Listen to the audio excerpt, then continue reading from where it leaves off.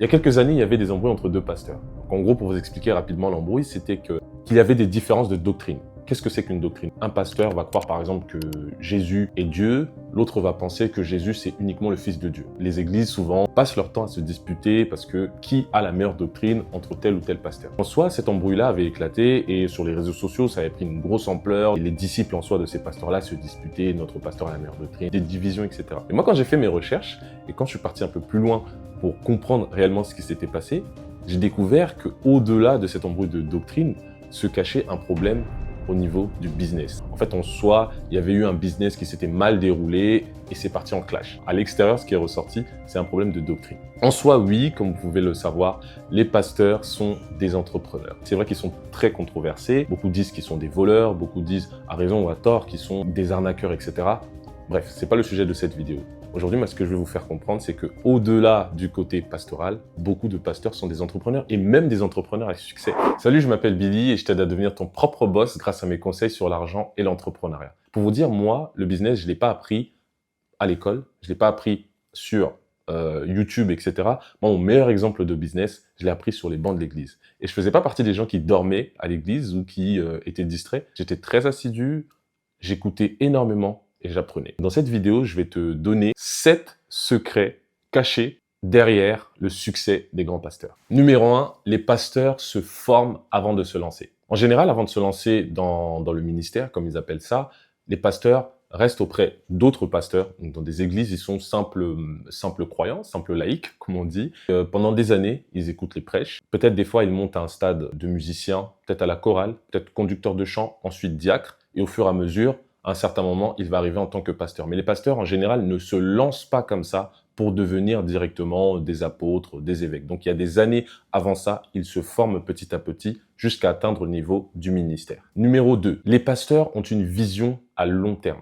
Quand un pasteur lance son ministère, il sait très bien qu'au début, il ne va même pas gagner d'argent. Il sait très bien qu'au début, il ne va pas avoir des millions de membres. Mais qu'est-ce qu'il fait? C'est qu'il a une vision sur le long terme. C'est là où tu pêches énormément. Parce que quand tu veux entreprendre, tu entreprends pour toujours gagner de l'argent dans les 2, 3, 4, 5 mois. Avec aujourd'hui les vidéos qui sont à la mode, comment devenir millionnaire en 3 mois, en 6 mois, en 2 ans. Alors que contrairement, les pasteurs ont une vision sur 5, 10, 15, voire même 20 ans. Comme je disais, c'est qu'ils ne gagnent pas d'argent au début. Ils n'ont peut-être même pas 3 membres au début. Cette vision à long terme leur permet de tenir bon malgré le manque d'argent et malgré le manque de fidèles.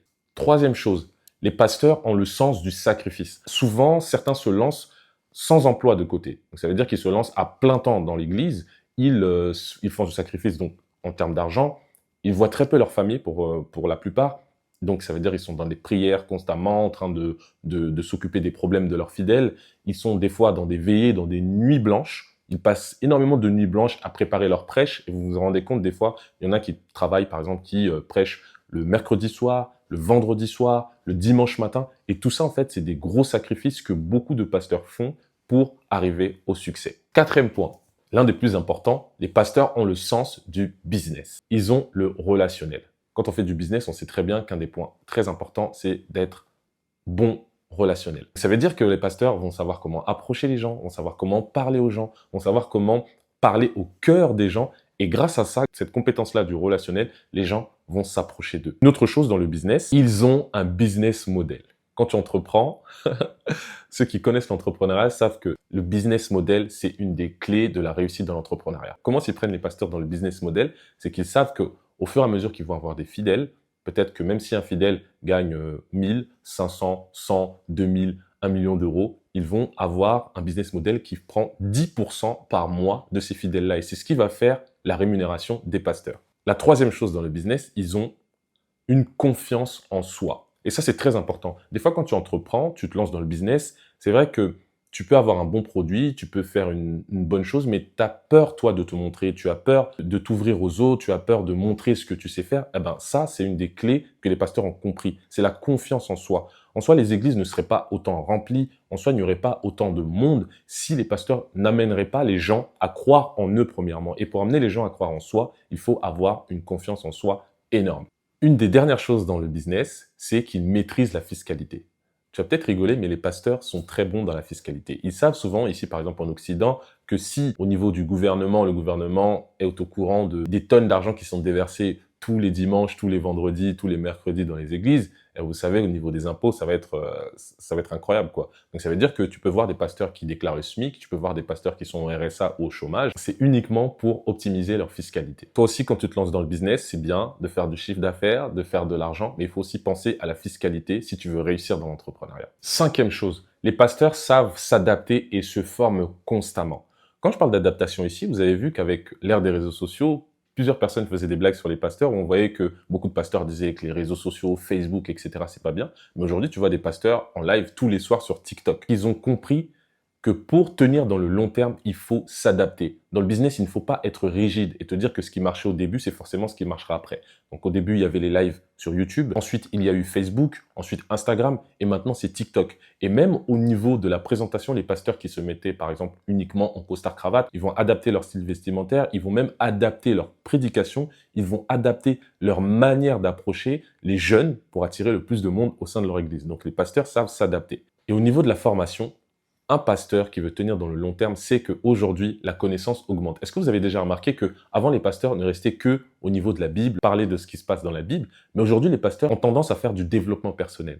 Et ça, en fait, c'est aussi s'adapter. Ils se forment pour faire du développement personnel. Donc, en soi, ils vont apprendre des choses dans la finance, ils vont apprendre des choses dans le développement personnel et le ramener au sein de l'Église. En soi, c'est ni bien ni mauvais, mais c'est pour te montrer que les pasteurs savent s'adapter. Sixième chose, les pasteurs savent déléguer. Oui, dans ton business, c'est vrai que quand tu te lances, tu te dis qu'il faut que je puisse tout faire, il faut que je puisse savoir filmer, il faut que je puisse savoir faire du marketing, il faut que je sache vendre, il faut que je sache parler, pitcher, etc., tout faire. Mais en soi, l'une des clés de la réussite dans l'entrepreneuriat, dans le business, c'est ce que les pasteurs ont compris, c'est de savoir déléguer. Vous allez voir que dans l'église, un pasteur ne va pas faire lui-même la musique, ne va pas être chantre, ne va pas être diacre. Il va faire en sorte de travailler avec des gens qui vont être par exemple un pasteur associé.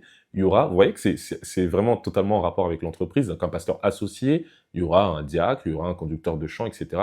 qui vont entourer le pasteur pour mener à bien cette œuvre, cet entrepreneuriat, ce business, cette activité en soi. Septième chose, une chose très capitale dont je parle souvent dans mes vidéos, c'est que les pasteurs investissent dans l'avenir et créent un patrimoine. Avec l'argent du coup des dîmes, avec l'argent des offrandes, à un moment donné, ils ont un budget qui leur permet par exemple d'acheter une maison, d'acheter des terrains, de diversifier même leur investissement pour avoir plusieurs sources d'entrée et de ne pas dépendre uniquement du ministère. Et ça aussi, c'est une des clés de la réussite, que ce soit dans le pastorat, que ce soit dans le business ou même dans la vie en général. Voilà, donc on arrive à la fin de cette vidéo. Je t'ai donné les 7 clés du succès des pasteurs que tu peux appliquer dans ton business, ou même si tu n'es pas entrepreneur, que tu peux appliquer dans la vie de tous les jours. J'espère que tu as aimé cette vidéo et j'aimerais bien que tu puisses me dire dans les commentaires qu'est-ce que tu as retenu et si même j'ai oublié quelques points. Je t'invite à me dire tout ça en commentaire, j'ai hâte de te lire. En tout cas, je t'invite à liker, partager, t'abonner, activer la cloche de notification pour ne pas rater les prochaines vidéos. À la prochaine pour une autre vidéo.